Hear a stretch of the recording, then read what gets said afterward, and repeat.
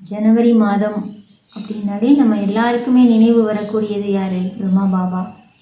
பாபாவை நம்ம ஆதி பிதான்னு சொல்லலாம், யக்ய பிதான்னு சொல்லலாம், ஜெகத் பிதான்னு கூட சொல்லப்படுது, பகீரதன்னு கூட சொல்லப்படுது. அப்பேற்பட்ட நம்முடைய அன்பான பிரம்மா பாபாவினுடைய நினைவு நாள் வந்து கொண்டு இருக்கின்றது. நினைவும் வந்துகிட்டே இருக்கு இல்லையா நம்ம எல்லாருக்கும். அது மட்டும் இல்லை, நம்ம விசேஷத்தாக்கள் கூட நினச்சி பார்க்கணும். ஏன்னா பாபா நம்பர் 1 வந்ததுக்கு ஆதாரமாக இருக்கக்கூடியது எதுனா அநேக சிறப்புகள். பாபா எத்தனை சிறப்புகளினால நிறைந்தவராக இருந்தார், சர்வ குணமும் நிறைந்தவராக இருந்தார். நிறைய சிறப்புகள் வந்து பாபாட்ட நம்ம எல்லாருமே அனுபவம் பண்ணியிருக்கிறோம், அனுபவங்கள் கேட்டிருக்கிறோம். அனுபவங்கள் வந்து நம்ம கண்கூடாக பார்த்தவங்களுடைய அனுபவம் சொல்வதை நம்ம கேட்டிருக்கிறோம் இல்லையா. இப்போ நம்ம சம்பன்னமாக சம்பூர்ணமாக பாபா ஆனதுக்கு காரணம் என்ன அப்படின்னாலே சிறப்புகள் தான். அந்த சிறப்புகள் நமக்குள்ளார கொண்டு வரணும். முக்கியமாக 2 சிறப்புகள் பார்க்கலாம். ஒன்று களைப்பற்ற தன்மை, 2வது தூக்கத்தை வென்றவராக பாபா இருந்தாங்க. அப்போ இந்த 2 சிறப்புகளும் எப்படி பாபாவால் கொண்டு வர முடிஞ்சது? அடுத்து அதுக்கான விசேஷ தாரணைகள் என்ன? பாபா வந்து களைப்பற்ற தன்மை, களைப்பற்ற ஒரு சேவாதாரியாக இருந்தார். எப்போ குழந்தைகள் பாபாவை சந்திக்க வந்தாலும் பாபா சந்திக்கிறதுக்கு தயாராக இருந்தார். அதே நேரத்தில் பாபா வந்து சொல்லுவாங்க, யார் நித்ராஜித்தாக இருக்காங்களோ அவங்க தான் கர்மேந்திரியம் ஜீத்தாகவும் ஆக முடியும். இப்போ அந்த கர்மேந்திரியங்களையும் வந்து வென்றவராக பிரம்மா பாபா இருந்தாங்க. பாபா வந்து எல்லா விஷயங்கள்லையும் ஒரு முன் உதாரணமாகவே இருந்தார். 2 விஷயம், ஒன்று ஏக்ரஸ்திதி, 2வது களைப்பற்ற தன்மை. அப்போ அந்த ஏக்ரஸ்திதி களைப்பற்ற தன்மை நமக்குள்ளார கொண்டு வரணும் அப்படின்னா நம்ம எந்தெந்த விஷயங்களில் கவனம் கொடுக்கணும்? ஃபஸ்ட்டு வந்து களைப்பற்ற தன்மை கொண்டு வரணும் அப்படின்னா ஆடாத அசையாத மனோநிலை, 2வது துண்டிக்கப்படாத ஒரு மனோநிலை. இந்த 2மே நமக்குள்ளார இருக்கணும். இப்போ துண்டிக்கப்படாத வந்து நிலை அப்படின்னா என்ன அர்த்தம்? யோகா கட்டாகவே கூடாது. எந்த சூழ்நிலையிலையும் சரி நமக்கு நினைவு இணைப்பிலேயே இருக்கணும், பாபாவுடைய நினைவு இருக்கணும். ஏன்னா ஏதாவது ஒரு விஷயங்கள் வருது அப்படின்னா உடனே மனசு என்ன ஆயிடுது? சோர்ந்து போயிடுது. ஏன்னா மனசுக்கு வந்து அதிகமான உழைப்பு கொடுக்குறோம். இப்போ மனசுக்கு அதிகமாக உழைப்பு கொடுக்கும்போது என்ன ஆயிடுது அப்படின்னா முதல்ல மனசு சோர்வாயிடுது. சோர்வடையும் போது நம்ம என்ன செயல்கள் செய்யணுமோ அது செய்ய முடியாமல் போயிடுது. அதனால நம்ம இணைப்பு வந்து பாபாட்ட இருக்கணும். அதே மாதிரி மனசில் ஆடாத அசையாத ஒரு மனோநிலையை உருவாக்கணும். அந்த மனோபலம் பாபாட்ட ஒவ்வொருவரும் பார்த்தாங்க. எத்தனையோ பிரச்சனைகள் பாபா சந்திச்சார். பாபாவுக்கு வராத பிரச்சனையே கிடையாதுன்னு சொல்லலாம். ஆனால் அவருக்கு வெற்றி அடைய முடிஞ்சதுக்கு ஒரே காரணம் என்ன அப்படின்னா பாபா மனசு சோர்வு அடையவே இல்லை. பாபா வந்தது, சிவத்தந்தை அவருடைய உடலில் வந்தது எப்போ? 60வது வயசில். 93 வயசு வரைக்கும் எவ்வளவு சேவா. களைப்படைஞ்சாரா? வயசாயிடுச்சுன்னு நினச்சாரா? இல்லையே. அப்போ பாபா எல்லாருக்கும் வந்து அனைத்து விஷயங்களிலையுமே சொல்கிறது மட்டும் இல்லை, செய்து காட்டினாரு. ஸ்ரீ பாபாவினுடைய ஒரு ஃபஸ்ட்டு ஸ்டூடெண்ட், அதே மாதிரி வந்து பெஸ்ட்டு ஸ்டூடெண்ட்டாக, ஃபஸ்ட்டு ஸ்டூடெண்ட்டாக, ஃபஸ்ட்டு பதவி, சொர்க்கத்தில் முதல் இளவரசராகவே ஸ்ரீ கிருஷ்ணராகவே ஜென்மா எடுக்கிறார்.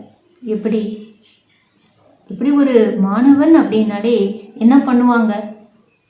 பரீட்சை வரப்போகுது அப்படின்னா படிப்பில் ரொம்ப கவனம் கொடுப்பாங்க, தூக்கத்தை எல்லாம் தியாகம் பண்ணிடுவாங்க. அந்த மாதிரி தான் பாபா தூக்கத்தை வென்றவராக இருந்தனால தான் அவர் முதல் ஸ்டூடெண்ட்னு சொல்லலாம். ஸ்ரீ பாபாவுடைய முதல் ஸ்டூடெண்ட். அதே மாதிரி பாபா பாருங்க, பாபா சொல்கிறாரு, குழந்தை செஞ்சிட்டார். அப்படிப்பட்ட ஒரு மாணவராக இருந்தார். வாணி கூட பாருங்கள், பாபா என்ன சொல்வார்? முதல்ல கேட்குறது இந்த ஆத்மா தான் அப்படிம்பார். இந்த ஆத்மா பிரம்மா பாபா. அதே மாதிரி தாரணையிலையும் நம்பர் 1ஆக பாபா இருந்தார்.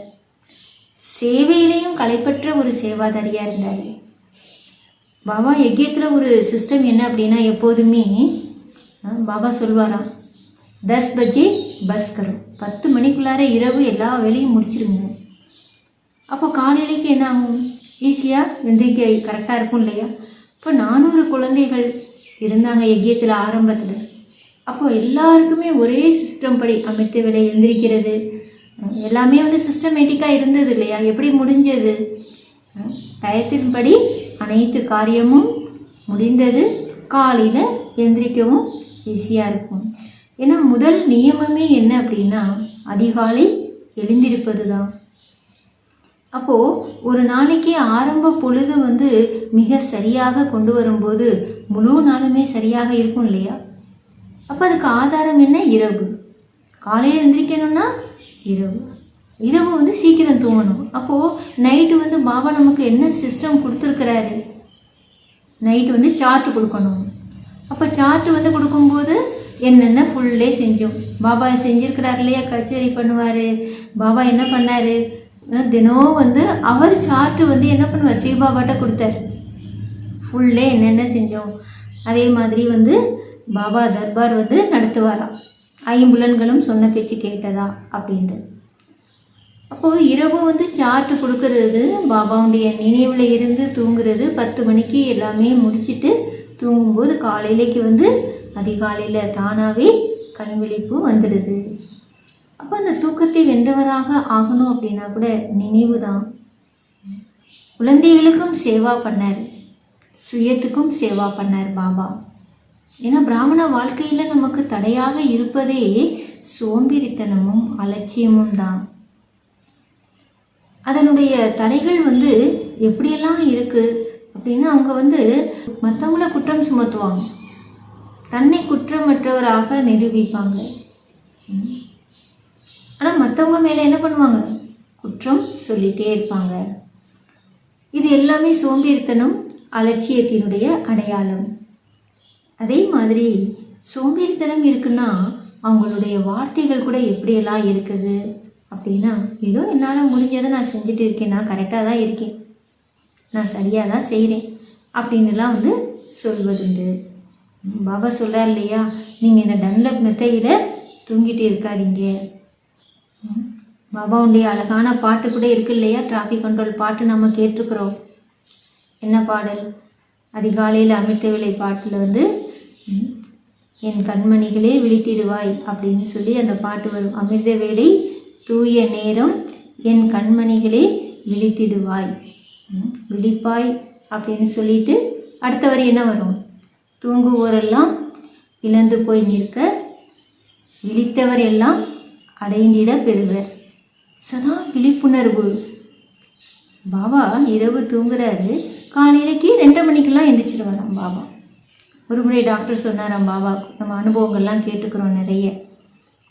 அப்போது டாக்டர் சொன்னாராம், நீங்கள் நல்லா ரெஸ்ட் எடுங்க, நல்லா ரெஸ்ட் எடுத்திங்கன்னா உங்களுக்கு நல்லா ஆகிடும் அப்படின்னு. அப்போ உடனே எல்லாருமே சரி பாபா நாளைக்கு ரெஸ்ட் எடுப்பார் அப்படின்னு நினச்சாங்க. ஆனால் பார்த்தா 2:30 மணி கரெக்டாக எழுந்திரிச்சு உட்காந்துருக்குறாராம் பாபா யோகாவில். அப்போ பாபா பாபாட்ட கேட்டாங்களாம், பாபா டாக்டர் சொன்னார்ல ரெஸ்ட் எடுக்க சொல்லி, நான் அவருடைய கட்டளைப்படி நடந்து கொண்டே இருக்கிறேன் அப்படின்னு பிரம்மா பாபா சொன்னாராம். அப்போது பாபா பொறுப்பு எடுத்துக்கிறார் இல்லையா. அப்போ சுய முயற்சிக்கு கவனம் கொடுத்தாரு. அதனால தான் ஆன்மீக முன்னேற்றம் அடைந்தார். நம்ம பிராமண வாழ்க்கையில் ஜென்மா எடுத்துட்டோம். இப்போ நம்ம யாரை ஃபாலோ பண்ணுறோம், யாரை ஃபாலோ பண்ணணும், ஒரே ஒரு பிரம்மா பாபாவே.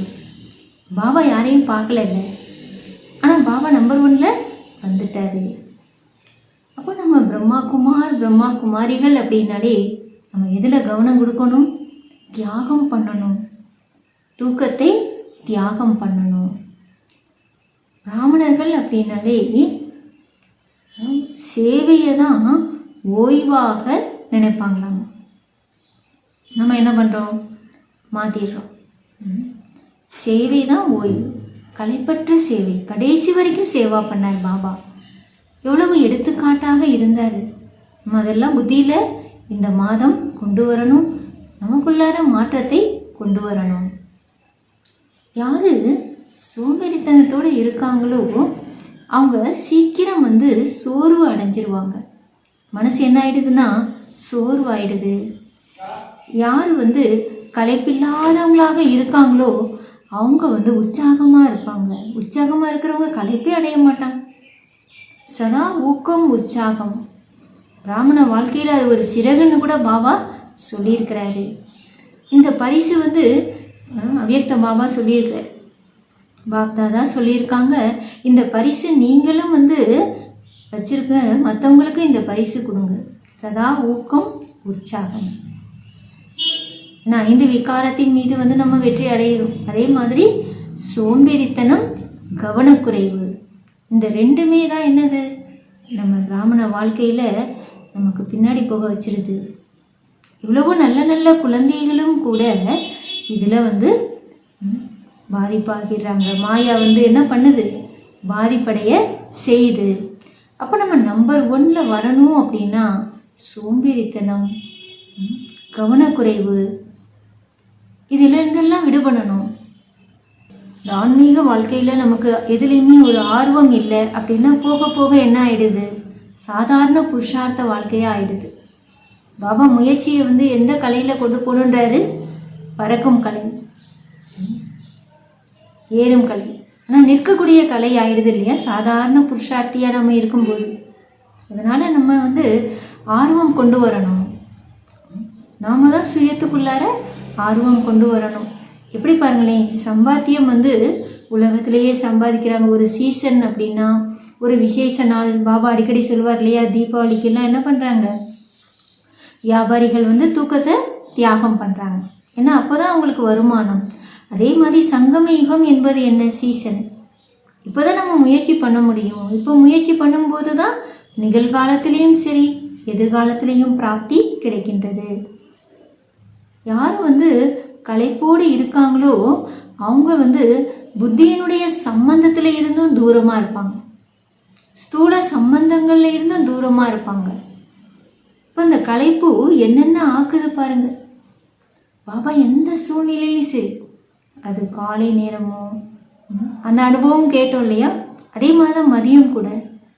ஒரு முறை சாமான் எல்லாமே பலசருக்கு சாமான்லாம் வண்டியில் இறங்கிச்சான். அப்போ மதிய உணவு முடித்தோடனே எல்லாருமே ஓய்வு எடுக்க போயிட்டாங்களாம். அப்போ ஒரே ஒரு சகோதரி பாபாட்ட சொன்னாங்களாம், பாபா இந்த மாதிரி சாமான் வந்திருக்கு. பாபா சொன்னாரா, சரி நானே வரேன் அப்படின்னு சொல்லிட்டு பாபா போனாராம். அப்போது பாபா அவர் முன்னாடி இருந்து செய்தார். அவர் செய்கிறத பார்த்து எல்லாருக்குமே ஒருத்தருக்கு ஒருத்தர் தெரிஞ்சு குழந்தைங்க எல்லாம் வந்துட்டாங்களாம் சாமான் இறக்கி வைக்க. இந்த பாபா போய் செய்கிறார், பாபா செய்கிறார். எந்த ஒரு சேவையுமே சரி, தூக்கத்தை தியாகம் செய்யும் பொழுது அநேக பலன்கள். எவ்வளோ பாருங்களேன், கலைப்பற்ற ஒரு சேவாதாரியாக பாபா இருந்தார். ஒவ்வொரு விஷயத்துலேயும் அப்படிதான். சோம்பல் தன்மை அப்படின்றது இனிமையான ஒரு ரூபம். என்ன சொல்லப்படுது, சோம்பேறித்தனத்திலிருந்து அது கூட ஒரு இனிமையான வடிவமாக இருக்குது. களைப்பினுடைய ஒரு நிலையை சொல்கிறோம். யார் தன்னை ரொம்ப புத்திசாலியாக நினைக்கிறாங்க அவங்க அதிகமான சோம்பேறித்தனம், கவனக்குறைவில் போயிடுறாங்க. இது கூட ஒரு அஞ்ஞான நித்திரைன்னு சொல்லப்படுது. அதனால் நம்ம இந்த 2 இதுலேருந்து விடுபடணும், கலைப்படையிலிருந்து விடுபடணும் அப்படின்னா விதவிதமான ஸ்திதி அனுபவம் பண்ணணும். பாபா அதுக்கு நம்முடைய முயற்சியை சக்திசாலியாக ஆக்குறதுக்காக இந்த பாயிண்ட்லாம் சொல்கிறார். நீங்கள் யோகா பண்ணும்போது அசரீரி பயிற்சி பண்ணுங்கள், பரந்தாமத்துக்கு அவ்வப்பொழுது போயிட்டு வாங்க, அவ்வப்பொழுது மதுபனுக்கு சார்தாம் வளம் வாங்க, சூட்சும உலகம் வாங்க, சொர்க்கத்திற்கு வளம் வாங்க சொல்ல விதவிதமான அந்த ஸ்திதி நம்ம அனுபவம் பண்ணணும். பாபாட்ட நம்ம நிறைய அனுபவங்கள்லாம் கூட ஒரு நினைவு வருகின்றது. நிர்வே பிரதர் சொன்னார், அனுபவம் சொன்னாங்க. மதிய நேரத்தில் ஒவ்வொரு டயத்துலையும் பாபா வந்து ரூமில் ரெஸ்ட் எடுக்கட்டும் அப்படின்னு சொல்லிட்டு யாருனாச்சும் முன்னாடி வந்து பாபா ரூமுக்கு முன்னாடி செக்யூரிட்டியாக நிற்பாங்களாம். அப்போது நிறைய பிரதர் வந்து நின்றுட்டு இருந்தாராம். அப்போது அந்த நேரம் வந்து ஒரு மாதாஜி வந்து பாபாவை பார்க்க வந்தாங்களாம். அப்போது பாபா வந்து என்ன பண்ணாங்களாம், பாபாட்ட மெசேஜ் கொடுக்கல. அப்போது பிரதர் வந்து பாபா ரெஸ்ட் எடுக்கிறாரேன்னு பாபாட்ட வந்து மெசேஜ் சொல்லலை. ஆனால் மெதுவாக ரூமுக்கு வந்து போகிறாரு. போகும்போது பாபா வந்து சொல்கிறாரு, உடனே வந்து சொல்கிறார், குழந்தை என்னை பார்க்க ஒரு குழந்தை வந்திருக்கே, அவங்கள உள்ளே வர சொல்லு அப்படிங்கிறது. பாருங்கள், பாபாவுக்கு வந்து தொந்தரவு ஆகிடும் தூங்கும்போது அப்படின்னு நினச்சா பாபா என்ன பண்ணலை, டிஸ்டர்பாக நினைக்கல. பாபாவுக்கு டிஸ்டர்ப் ஆகிடும்னு குழந்தைங்க தான் நினச்சாங்க. ஆனால் பாபா டிஸ்டர்ப் ஆகலை. எவ்வளோ பாருங்களேன், பாபா வந்து விழிப்புணர்வோடு இருந்தார். இப்போ எவ்வளவோ நம்ம விழிப்புணர்வோடு இருக்கிறோம், அப்போ தான் முழுமையான ஒரு பலன் லாபத்தை எடுத்துக்கொள்ள முடியும். அதிக நேரம் செல்வதும் கூட 24 மணி நேரத்தில் ஒரு நிமிஷம் ஒரு வருஷத்துக்கு சமங்கிறார் பாபா. அப்போ அந்த சமயத்தை நம்ம வெற்றியுடையதாக ஆக்கணும். தூக்கம், இந்த தூக்கத்திலிருந்து வெற்றி அடையணும், தூக்கத்தை வென்ற நிலையை நம்ம அடையணும், களைப்பிலிருந்து விடுபடணும். அதுக்காக நம்ம ஒவ்வொரு அடியிலுமே பிரம்மா பாபாவை பின்பற்றுவோம், நடைமுறை செய்வோம், நம்பர் 1 வருவோம். ஓம் சாந்தி.